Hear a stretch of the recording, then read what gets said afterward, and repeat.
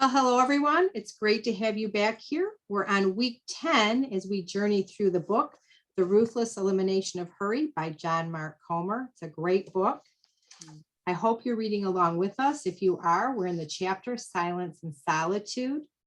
This is a thick, deep chapter. So I will tell you right now, we will not even come close to covering all the meat that's in this chapter. So I do hope that you have the book and you're following along with us. So I'm Holly Smith. This is today's Abundant Living. Joining me is Joy Whitman, Miriam Shumaker. And again, I'm Holly. We're glad to have you here with us. We're platforming on MeWe.com. The page is Today's Abundant Living with Holly Smith, or you may be seeing us on YouTube. Either way, we're here on Fridays at noon as we journey through this book. So today we're going to look at Silence and Solitude. There are many practices of Jesus. John Mark Comer shares four. He says four. There's 4 chapters on them, but the first one is a 2-for-1. Yeah. So we get silence and solitude as one practice, but it's really kind of 2. So you really get 5 practices. So today we're going to look at silence and solitude. Glad to have you with us. Ladies, thoughts? I love the way he just hits right off the beginning. It was so comical, his descriptions of boredom and how, he says, I'm just old enough to remember this thing from the late 90s we called boredom. Anybody?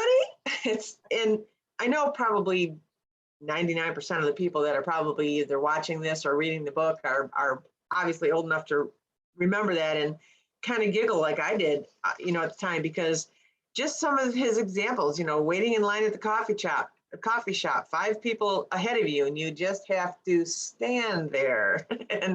Or you finish a book while when you're on a plane and you have another hour of flight to go and you have nothing to do but look out the window. I mean, this is obviously before the days of where every airplane now has entertainment in front of you. Right. So, it just really made you think about it. But on the flip side, he has a very good point that there were a lot of portals there for time for prayer or time for reflection or time for things that we really miss out on a lot in today's society. Right. And just time for quiet. Yeah. And to stop for a minute. Right. Yeah, little moments throughout our days to wake up to the reality of God all around us. Mm-hmm. You don't think of that anymore. Right. I liked his distinction between when you're talking about noise or solitude, external or internal. Yes. Mm-hmm. And I'm sure it affects different personality types differently, but the external is noise, TV in the background, people talking, all sorts of things going on. And then internal is, you can have external noise, but what internally is more like the thoughts running through your head or your mental to-do lists or replaying conversations or worrying about things. And for me, it's hard to have the internal silence, which I think is probably the big goal. You can't always have external silence, right, depending on the situations of your life, but the internal silence really goes to the soul. And it's hard for me to have internal silence if I have so much external noise. Yes. Right. So I have to take steps to tamp down that external noise so that I can accomplish the internal silence. Mm-hmm. Yes. Solid. Yes, agree. Right. And I think even when we turn off the external noise, which, we can usually turn off, get away from, turn off. Sometimes if we haven't stepped into the silence, it becomes hard to turn off that internal noise. Mm-hmm. Right. I know the Lord gave me a phrase. I've talked about this in earlier weeks when we first started this. I had been coming out of a 3.5-year period of time where mom's health wasn't well and living kind of in a crisis mode. And so everything was high gear. And the Lord really just gave me a simple phrase, and it sounds so simple, but just let it go. And I found that as thoughts come into my mind, I said, let it go, let it go. A lot of things I don't have to solve anymore. I don't have to figure out. I don't have to, there was a period of time where, I needed to be figuring out my grocery list while I was going to the bathroom. I'm not in that place anymore. Let it go. And it helps a lot just to silence that inner space and just to be able to be still and be quiet, to enter that silence and listen. Yeah. There's a song about that. Just let it go. Oh, right. Yeah. Right. Yeah. And it's very true. I find myself having to do that a lot. Especially in a week like this week has been crazy. We just got off this big trip and I get home, and there's a reason I clean my house before I go on vacation, because when I come home, I don't want to have to do anything. Right. Because I realized I had so much to do this week, just decompressing from the vacation and getting back into regular life again. And there's a lot to do. So I had to do the same thing. I had to force myself to let some things go, because I can get to it later. It's not like I had to cram everything all together. There's pieces I could spread out, and it takes practice. It's a difficult thing to do if you're not used to it. Right. But at the same token, as we become used to it, it becomes more and more easy to do and more joy-filled. I like when he talks about practicing this practice of silence and solitude, and we'll talk about solitude in a little bit, but that sometimes when we first start out, we will be all scattered and scrambled. That's okay. Just keep coming. Again, we keep going back to the runner, but can you run 10 miles your first day out? No, that's okay. Just keep coming. Just keep coming. Right. It becomes more and more, and then it becomes more and more enjoyable. So the more enjoyable it is, the more we desire it. Yes. Yeah. Right. Yeah. Right.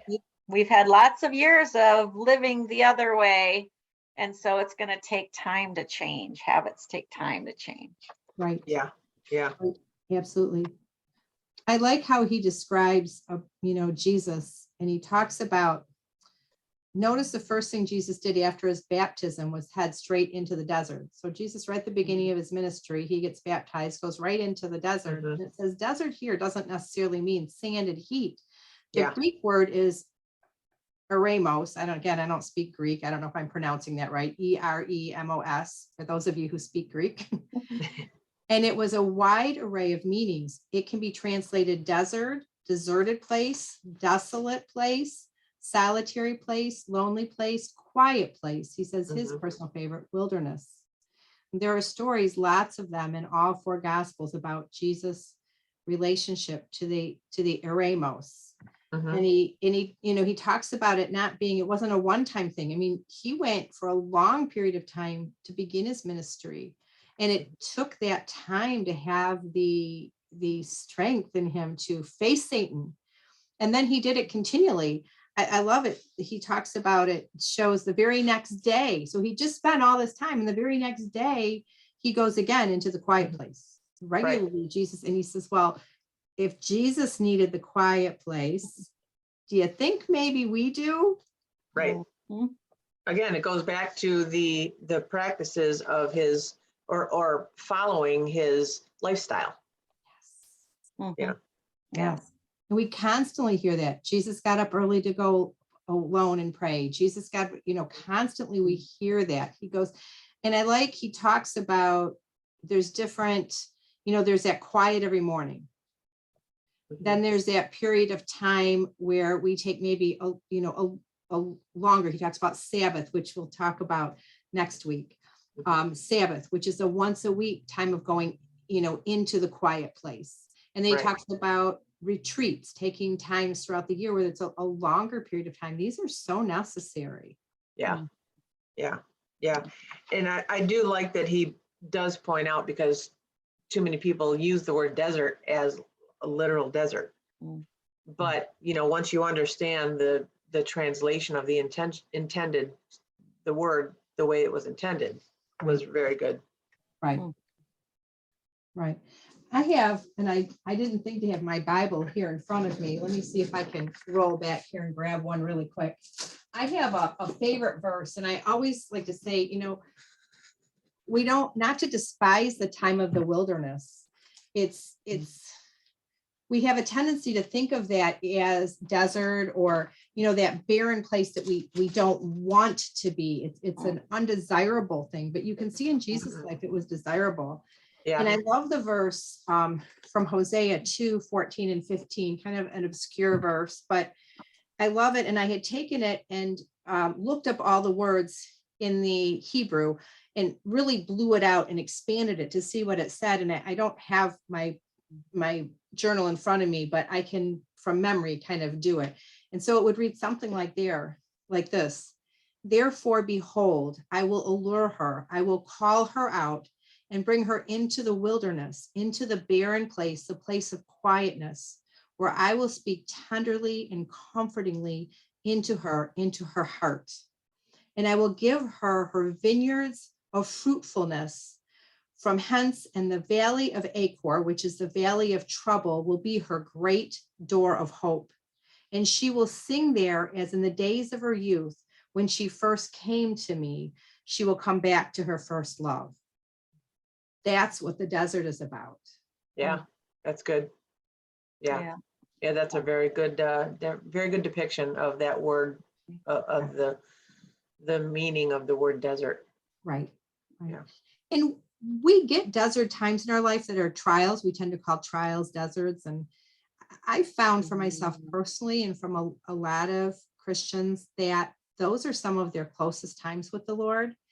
I had lost my previous husband many, many years ago. It was one of the most difficult times in my life, and I don't want to go through it again, but it was also one of the most beautiful times in my life when I look back at it. It was such an intimate, personal time with the Lord. And I have ached for that, not for the pain of that time, but for the intimacy of that time. But we can go into the quiet place on a regular basis without waiting for a trial that crumbles everything down around us. Right. And we can engage in that deep, intimate, abiding place. Yeah. And engaging in that deep, abiding place, you are also just getting to know him and who he is and how trustworthy he is. And it's sort of a preparation for those trials to already have that foundation. Yes. Yeah, that goes back to what we talked about last week, is being the practice of being a part of being in his presence and in the good times, and learning how to trust him and how to live the way he wants you to live in the good times. Yes. It just makes it that much more simple in the bad times, because it's a practice. It's a way of life. It's a way that you know how to get through the bad times. Yeah, for sure. But I don't think there's any way to have an intimate relationship with our Lord without the silence, both the external and the internal. I mean, think about any relationship, if with our husbands or our children's, or if children, if we had the TV constantly going, or we had earbuds in listening to music all the time, what kind of relationship would we possibly have with these people? Yeah. So I don't know. And John Mark Comer talks about, he believes this is one of the most difficult disciplines that he talks about. I think it's a linchpin. I think the other three that follow this are pretty much impossible without this one. Oh, I agree. Yeah. I Although agree. I also think that they feed each other, because I think that the next one is Sabbath. And when you put Sabbath in, it by nature nurtures this one, and this one nurtures. So they go hand in hand. Right. Yeah, for sure. Yeah. Yeah, silence can be very difficult sometimes. I mean, like you say, the external silence, those are the easy parts, but it's the internal silence, even I have a difficult time, with like, even when I'm trying to read something, to just shut off those thoughts, of what's going on around me. Mhm. It takes a lot of practice. It does, but it comes with practice, which is Mhm. nice. There's hope in that. Yeah. And I think some of the things that we struggle with too, not only do we have, we've talked about, there's so many distractions in our society, and we go with this, tend to go at this mock pace, and we have all of these information and connections coming at us from all these different, we have telephones and texting and emails and social medias and all these things dinging and doodling. And so it's hard to quiet that. But I also think that if we don't go into a quiet place, I mean, we are broken people. We are redeemed by Christ. We are under the blood. We get healing. He makes us whole. He heals those broken places. But if we don't come into that relationship, if we don't come into that silence, those broken pieces just kind of float around, they don't get healing. And I think that can be a hard place too, is when we come into the silence, some of that brokenness by design starts to bubble up. And that's Right. good. It's good for us to, come before our Savior and have that bubble up. But if we don't get in that practice, it can be very uncomfortable. You start to feel the sting. When you come into his conviction often enough, you learn that sting is followed by a sweet joy and a release and a peace. But in the beginning, it's that sting we want to pull away from that. Yeah. Right. Yeah. So silence, what would it take for us to create more place for both external and internal silence? I pose that question to both of you ladies, and I pose that question to those of you that are listening.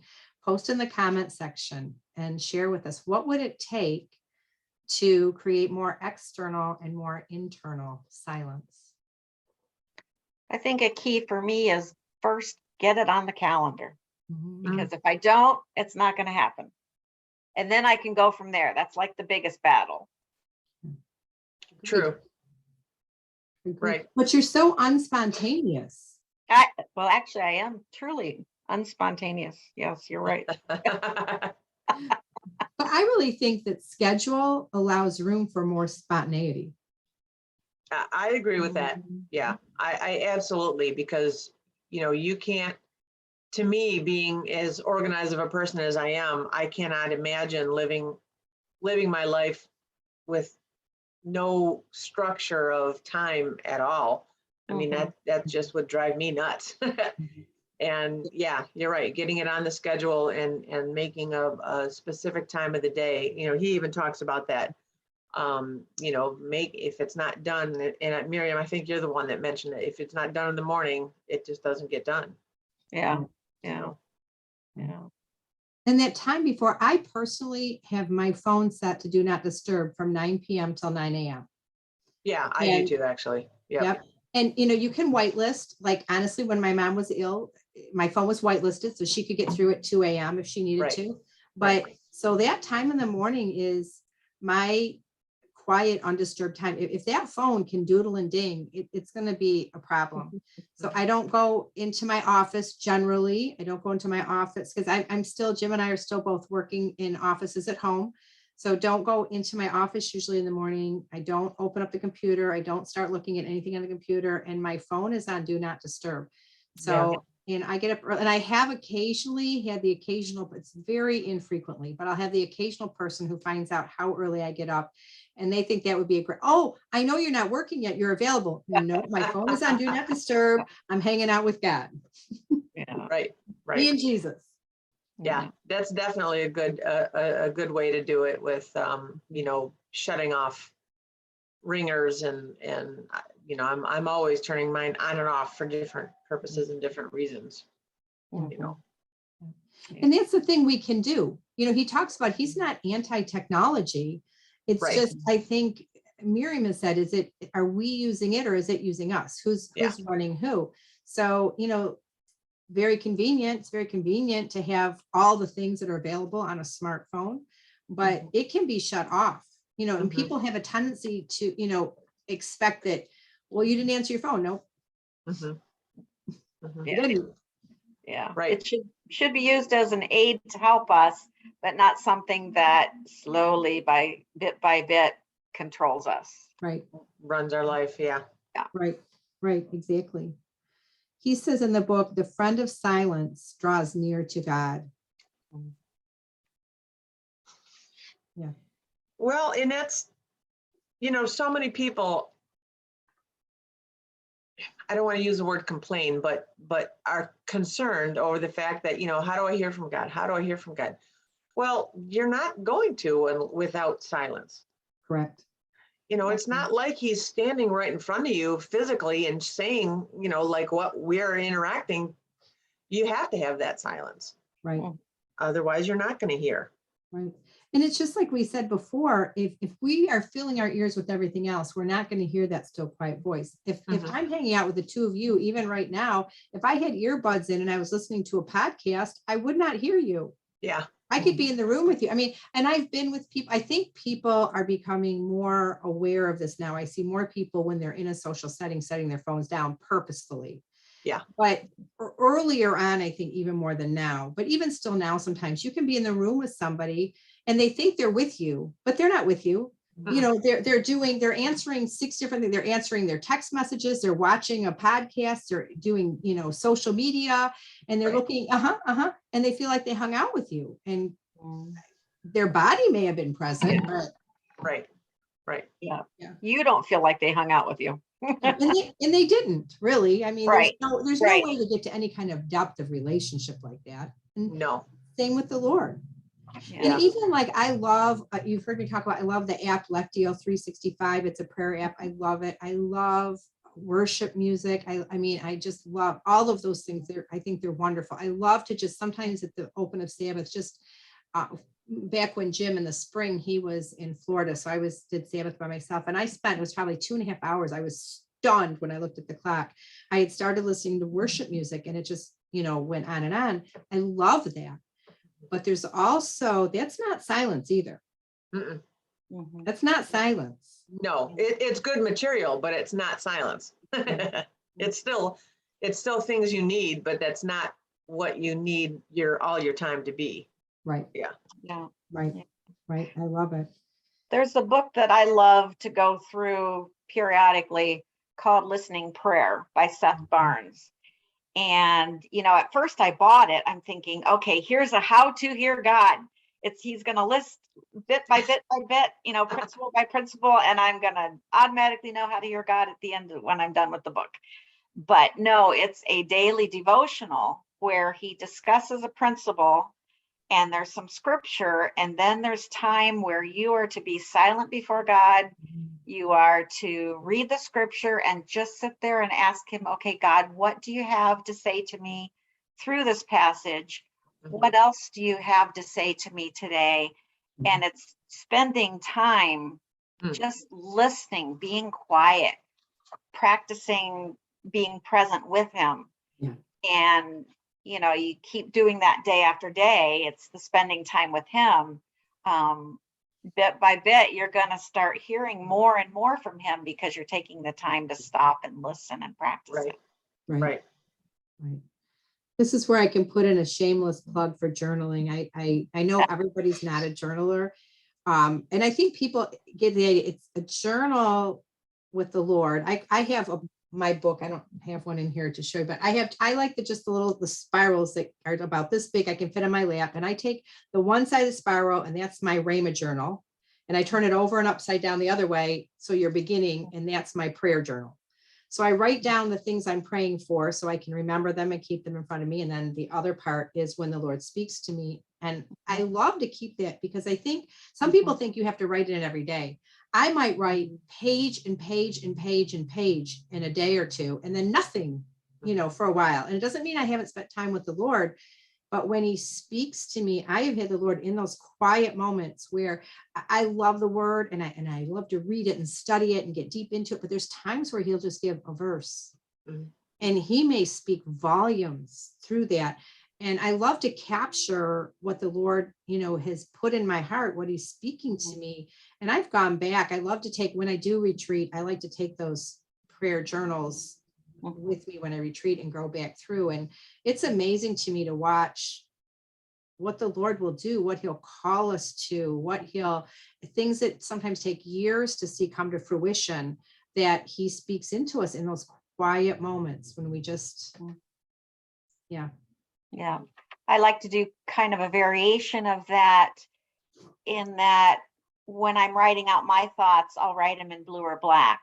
But when I feel like God is speaking something to me, I'll write it in red. So then it's real obvious and I can go back and see those things. Yeah, that's good. Like a red letter notebook. Yeah. I love it. Not a red letter I like Bible, a that. red letter notebook. Exactly. I love it. I love it. Yeah. He also talks about solitude. So he put these in one and they go hand in hand. That's why I'm sure he put them in one, but they're kind of two. What about solitude? And I like that he talks about solitude. He says, solitude is pretty straightforward. It's when you're alone with God and with your own soul. For clarification, by solitude, I don't mean isolation. The two are worlds apart. Solitude is engagement. Isolation is escape. Solitude is safety. Isolation is danger. Solitude is how you open yourself up to God. Isolation is painting a target on your back for the tempter. Solitude is when you set aside time to feed and water and nourish your soul, to let it grow into health and maturity.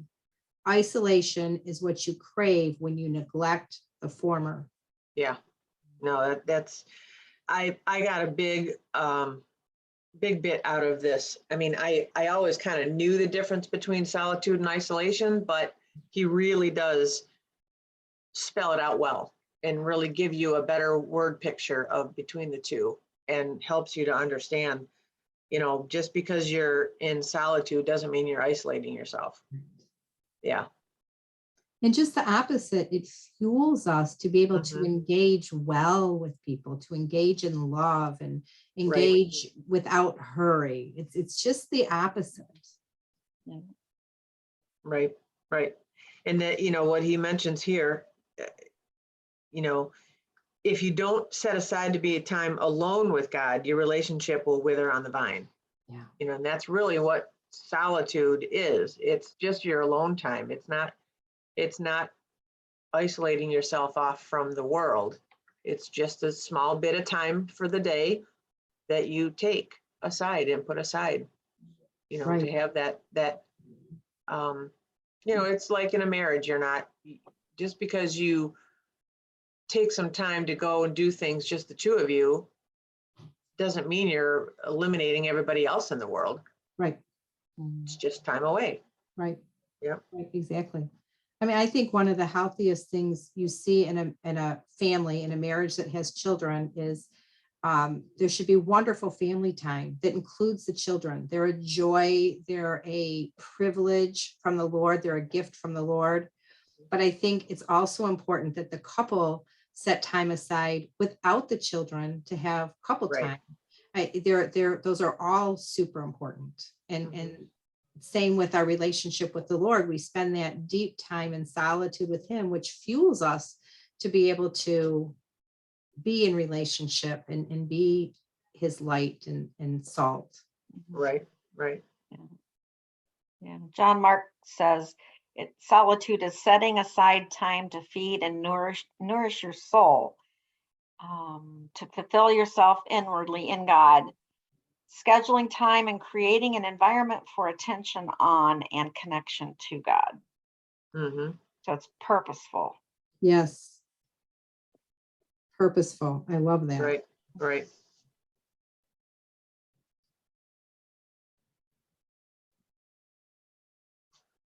Yeah. And, he does talk about, when you're not practicing, there are a lot of consequences. We get exhausted. We feel an undercurrent of anxiety. We turn to our escapes of choice. We run out of energy to do exactly what is life-giving for our souls, like prayer. we become easy prey for the tempter. Emotional unhealth sets in. There's so many different consequences to it that you don't really think about. Right. And even when you are getting those consequences, you're not even seeing them. Right. Right. Most of the time. Right. Exactly. And I like he also talks about then the gifts that come out of that. We Yeah. find our quiet places. We take our time. We slow down, breathe, come back to the present. We start to feel. We face the good, the bad, and the ugly in our own hearts. In our ears, we sense his voice cut through the cacophony of all the other voices, which slowly fade to the deafening roar of silence. Right. Which then leads you to what he says is our place of freedom. Yes. And that's really what ultimately it's all about. Yes. Yes. Well put. Yes. It really makes a difference. And Yes. just too many people in this world don't realize how, like you said, it's not easy, but it's simple. Right. Right. To reach that goal. Right. Options. We have option A. We neglect this practice, make excuses, get sucked into the rat race, and face emotional unhealth at best and spiritual oblivion at worst. Or B, we capture this ancient yet timely practice and experience the life of Jesus. Right. Again, we choose. It is. It's such a good synopsis of just the basics of life. Option A or option B. It's really your choice. Right. Right. And the default is to just slowly fall farther and farther away from God. If you're not purposeful about it, that part will happen. That option will happen. Option A is the default if you're not conscious about what you're doing. Right. Yeah. Yep. And it's a process either way. There is no neutral with our relationship with the Lord. No. There's no neutral. So it's a process, either moving in deeper and closer, or that drift, like you say, that we don't really even notice is happening. And then, like Joy, you would say, people will say, well, I just can't hear from the Lord. I don't know why I can't hear from the Lord. It didn't happen overnight. No. Yeah. No. I love the paragraph here where he talks about, I grew up in a church tradition where we started our days with quiet time. At the very beginning of our days, we set aside a chunk of time to do Jesus-y stuff. We usually there was coffee involved. Normally we read the Bible, ask God to do some things in our lives, confess our screw-ups, our needs, our aches. Sometimes we just sat there alone in the quiet with God and our souls. And that's, having been on a couple of mission trips, that's very common. I mean, that's what we would do in the mornings, is everybody had, a half hour of time, at a minimum in the morning, that they would be required to just go off in a corner with their Bibles and just quiet and just be with God before the day started. And that's it's such an excellent practice to get into. Yeah. It's interesting too that you said on a missions trip, people went off by themselves. And I noticed always my best place for my quiet time was at home. And then I hit a period of time where that became challenging for me. I was having a hard time getting quiet at home. So there's different dynamics. I am super, super happy having Jim work from home. We do really well with that. I like it a lot. The benefits are fabulous. We love it. I don't know how long that will go on, but it's been great. But it also changes the dynamic a little bit. And then of course, Jean, Jim's mom, lives here, and she's the most wonderful roommate in the whole world. I love having her live here, and she has her own place. So she's not really in our house per se, but the dynamic changed. And I found myself mostly after Jim was working at home, having a tougher time getting quiet, and I couldn't figure out why. And he's very, very respectful of that time. But there's that place where I would get alone with the Lord, where I might go into that, that ugly cry, or that, you just kind of really have to be alone to go to that place. Yeah. And so I kept realizing, I finally said, well, we have a guest room. I can put a chair in the guest room. And he would 100% respect. I mean, he respects my space now. It's more my knowing that he could walk in the room. It's just that needing to be alone. And so it was such a simple solution put a chair in the guest room. The guest room has a door. Mhm. Real simple. And I know, people have children, running around, or, different things that can make it more challenging, but there's always a way. There's a way. It may mean leaving. It may mean, Jesus went off to the quiet place. It Right. may mean that, but that's always been my quiet place, my place of solitude. But the thing shifted. Mhm. And in our seasons of life, things shift. Like I say, when you have little children at home, it makes it challenging, not impossible. Right.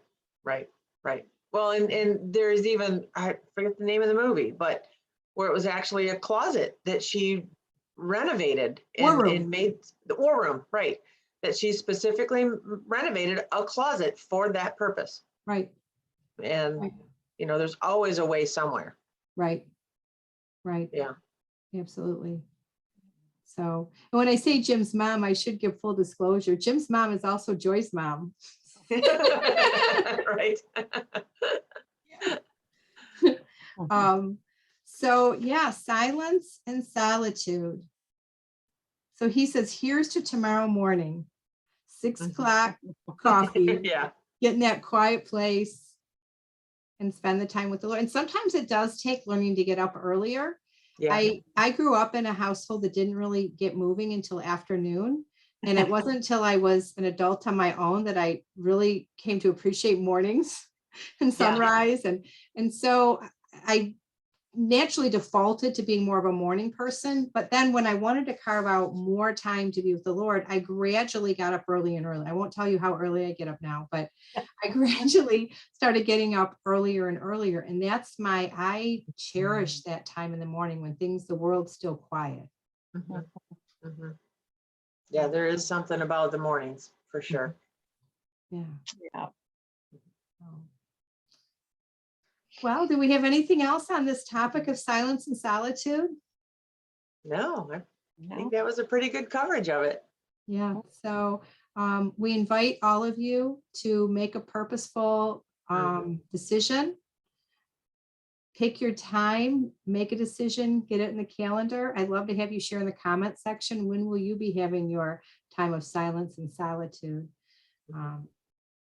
And we'll just continue to press on. Next week, again, we'll be back here Friday at noon, and we'll be talking about the practice of Sabbath, something that Jim and I have been doing for over a year now. And it has been an amazing blessing. Really excited to share that with everybody. So until next week, be well, be blessed. All right. Bye-bye. Bye-bye. Bye.